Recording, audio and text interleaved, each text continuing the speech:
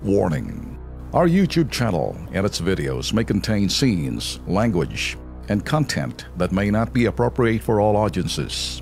These videos include surveillance footage, undercover pursuit of suspects, actual police and rescue operations, and fearless confrontations.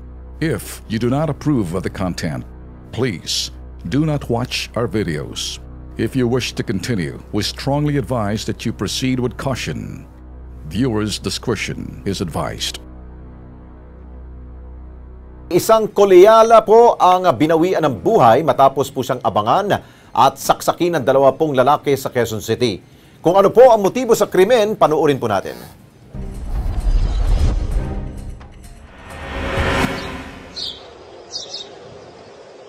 Dito sa laylayan ng lungsod ng Quezon, sa pagitan ng mga burol ng Lamesa Watershed at San Mateo Rizal, tinatawid ng ilang residente ng Sitio Bakal sa Barangay Silangan ang maalikabok na daan para sa kanilang pang-araw-araw na pamumuhay.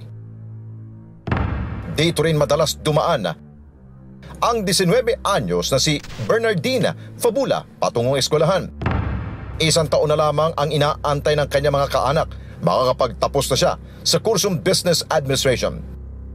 Pero malabo na itong makita ng kanyang pamilya dahil si Bernardine hindi na makakapagmarcha. Iniisip ko na hanggang doon na lang siya na makapiling namin, sinikap kong tanggapin. Ikatlo ng Marso, taong kasalukuyan, sa mismong daanan na laging tinatahak ni Bernardine para abutin ang kanyang mga pangarap, tumigil ang ikot ng kanyang mundo sa isang iglap. Yung kung saan yung 19 years old na babae na estudyante ng Bestling Colleges of the Philippines ay pauwi galing sa school niya ng mga 7:30 ng gabi na kung saan hinold up siya ng 2 lalaki. Punteriya ang 400 piso na baon ng biktima. Hinarang si Bernardine ng 2 lalaki. Pero ang simpleng pang-hold up nauwi sa pananaksak matapos manlaban ang dalaga. 2 saksak sa tagiliran at 1 sa leeg ang tumapos sa buhay ni Bernardine. Immediately nag-dispatch tayo ng mga investigators para mapuntahan yung crime scene. Unfortunately, wala na nga doon yung victim. So nag-create agad tayo ng team na mag-concentrate sa pagtugay-gay, sa pagtugis doon sa mga salarin. Ika-7 ng Marso, 4 na araw matapos ang krimen, sa masusing pagtutok ng pulisya sa kaso. Nasa kote ng mga operatiba ng QCPD Station 6 ang 2 nangangalakal ng basura na sina Gilbert Santiago at Eric Evangelista, ang 2 lalaki na itinuturong ng hold-up kay Bernardine. Pero depensa ng 2, sinet up lamang daw sila. Labo kami alam. Sa bahay po kami niyo, sir, talaga, sir. Kung kami ko talaga, sir, yung gumawa nun, sir. Mag-i-stay po pa kami sa bahay kung kami po talaga gumawa nun. Yun po ang totoo, sir. Sa mata po ng Diyos, hindi po namin talaga ginawa yun. Kaya naman sinikap ng Kilos Pronto na hanapin ang tanging testigo na positibong nagturo sa 2 suspect matapos ang ilang oras sa pagsisiyasat ng KP team, paglalakad sa mga burol sa Barangay Bagong Silangan at pagtatanong-tanong.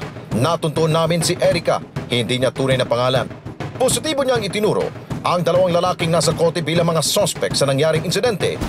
Sa tabakan daw po yun na mga namamasura. Madalas daw po talaga sila dito tumatambay. Sabi niya, hindi naman daw po yun yung may gawa. Sabi ko, posible naman yun kasi may kalmot eh. Pero marami daw pong testigo, ayaw lang po magtestigo kasi daw po baka madamay sila. May sumunod po sa kanyang 2 lalaki. Tapos nakita ko po siya punong-puno ng dugo. Sana hindi na sila makawala. Tuluyan na sa kulungan na. Kasalukuyang nakakulong sina Gilbert at Eric. Naharap sila sa kasong robbery with homicide at patuloy na lilitisin hanggang mapapatunayan ang akusasyon laban sa kanila.